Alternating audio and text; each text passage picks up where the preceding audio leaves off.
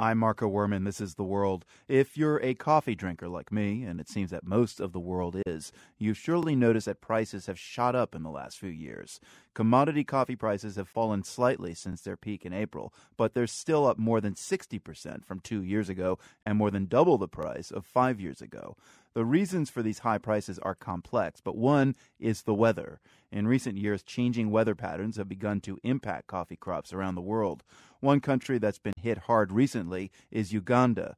Coffee is that East African country's most important agricultural commodity. And as Braden Balderas reports, coffee farmers there have been affected by a number of weather-related problems. When you grow coffee, this is not what you want to see. But dead brown leaves have been a scourge recently for coffee farmer Ahmed Nasubiga. It's not good to show to your friends. Nasubiga manages to maintain his sense of humor, even as this part of central Uganda has been hit hard by drought. Earlier this year, not a drop of rain fell for 6 months. Some of the coffee trees here died. Others produced only a few red berries. 1, 2, 3, 4, 5, 6, 7, 8, 9. That's 9 coffee berries on an entire tree. And even some of those berries offer only a hollow promise. This one is big, but when you open inside, there's actually nothing. So you may think that you have coffee, but there's no bean.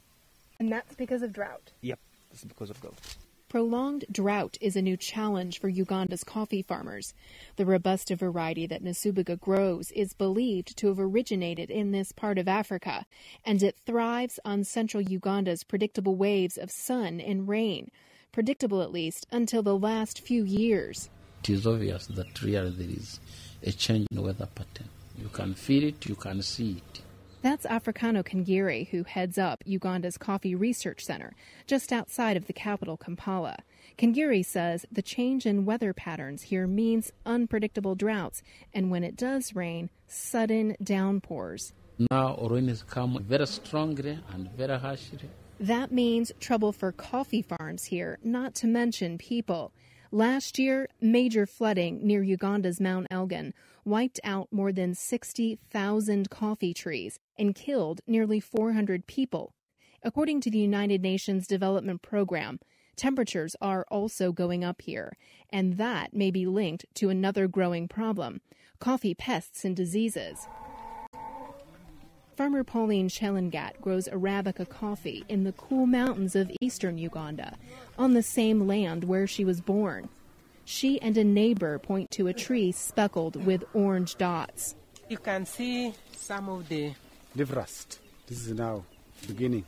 This is how it begins. The dots are coffee leaf rust, a fungus previously found only in warmer, lower altitudes. But the rust is moving up the mountainside.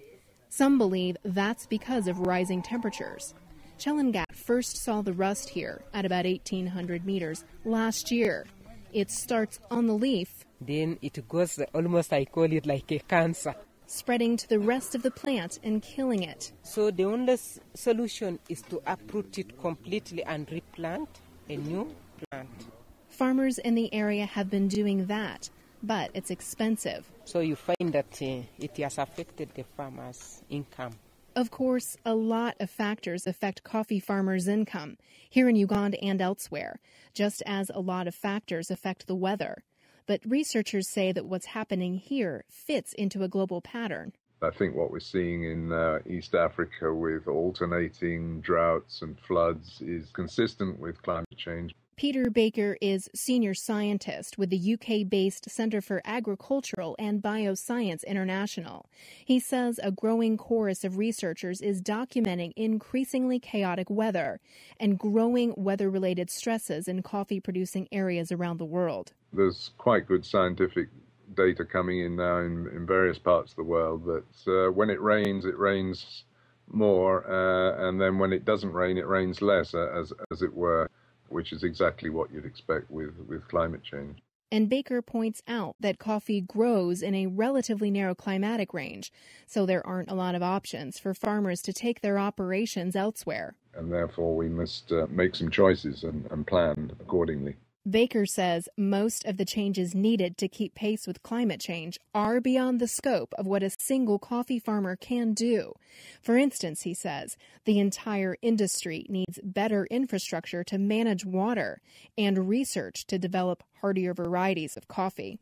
But farmers like Ahmed Asubiga can't afford to wait for these advances, so he's doing his best to adapt as quickly as possible. One change Asubiga has made is to grow more coffee under a canopy of shade trees. The canopy is very light, and the light can really pass through direct to the crops.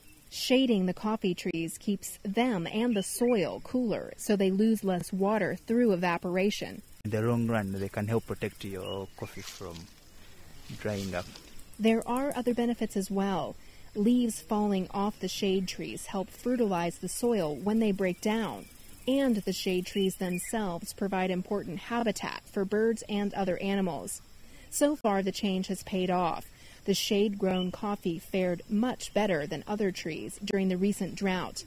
But as for the increasingly unpredictable weather patterns, Asubiga says there's only so much he can do. We all leave those to prayers. God, divine intervention. He hopes for divine intervention because ultimately, Asubiga says, coffee farmers can't control the weather. For The World, I'm Braden Balderas, Kampala, Uganda. Jill's trip to Uganda was made possible by the International Reporting Project. We've got a slideshow of Jill's photos from some hard-hit Ugandan coffee farms at theworld.org.